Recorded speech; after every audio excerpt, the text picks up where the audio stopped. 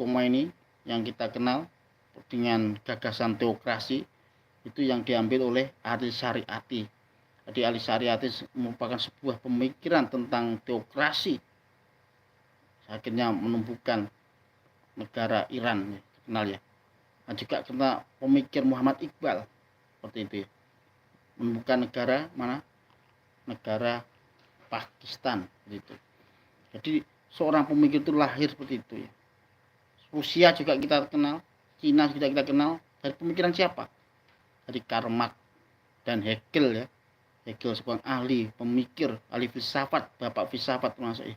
Hegel dengan ilmunya apa yang terkenal? Yaitu ilmunya dialektika. Itulah konsep dialektika yang digagas oleh Hegel. Akhirnya memunculkan pemikiran-pemikiran tentang kiri seperti itu ya. Itu Hegel.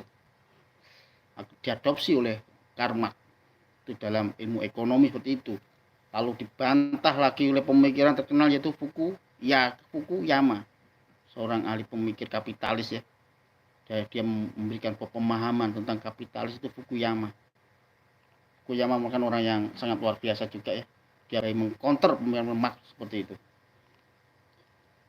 Memang pertarungan antara liberal dan Karl Marx, Fukuyama dan Karl Marx itu seperti pertarungan antara kucing dan tikus, bahkan seperti itu ya. Pertarungan nggak ada habisnya itu ya. Saling memakan. Itu pertarungan yang sangat luar biasa. Memang konsep-konsep ilmu itu memang bertarung, konsep-konsep. Makanya ada istilah umat. Nah, umat itu siapa? Umat itu para pembaca, dan juga ada istilah pemikir yang menerjemahkan, yang menafsirkan. Ada orang yang membuat, ada orang yang menerjemahkan, ada orang yang menafsirkan, dan ada orang yang mengikuti jadi pengikut. Nah, kita itu posisinya di mana? Itu yang pertanyaannya. Ada orang kreator, mencipta, ya, mempunyai gagasan.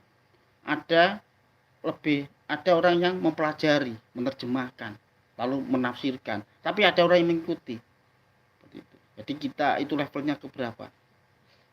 Tentunya orang-orang para penulis merupakan orang kreator. Makanya tak heran zaman-zaman dulu seperti Al-Ghazali itu tulisannya begitu tebal ya. Ketika kalau kita zaman dahulu seperti Al-Ghazali bisa menulis yang begitu tebal itu. Saya kira itu sangat luar biasa. Makanya pemikiran antara, kita ulang ya, zaman klasik ini, zaman Islam pertengahan, dengan Ibnu Rushd itu sangat luar biasa. Ibnu Rushd ahli dalam ilmu filsafat, sedangkan Al-Ghazali ahli dalam ilmu tasawuf.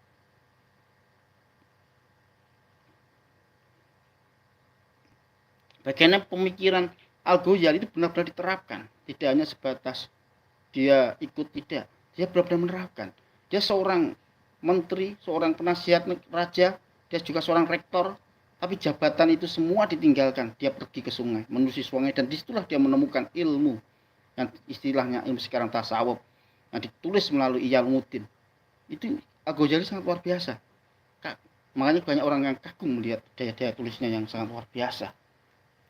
Daya tulisnya itu juga sikat dengan daya pikirnya, karena dia menerjemahkan tentang agama dengan akalnya, dengan pikirannya, seperti itu. Dia juga mengkritisi tentang orang-orang yang lari dari sosial, karena soalnya banyak orang yang berpandangan seperti yang mengikuti Ghazali bahwa negara atau yang lain itu dianggap kotor, makanya dia bersembunyi atau lari di pegunungan yang lain, dia yuhud atau warok dan lain-lain seperti itu. Dia itu yang dikritik Ibnu Rushd seperti itu. Itu juga Al-Ghazali mengkritisi orang-orang yang sudah terlena oleh jabatan. Banyak orang yang terlena oleh jabatan, banyak orang-orang terlena oleh kekayaan, dia lupa bahwa itu hanya sementara. Itulah. Jadi ketika kita mengambil kedua-duanya, ketika kita mengambil Ibnu Rushd, berarti kita sedang mengambil pola pikir tentang pemahaman akal.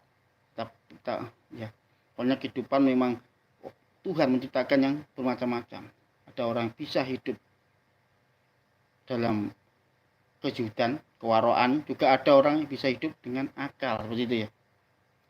Maksudnya dengan pola pikirnya. Tapi itulah namanya manusia diciptakan yang berbeda-beda dan yang bisa membolak-balikan hati siapa? Tuhan. Itu seperti itu kan.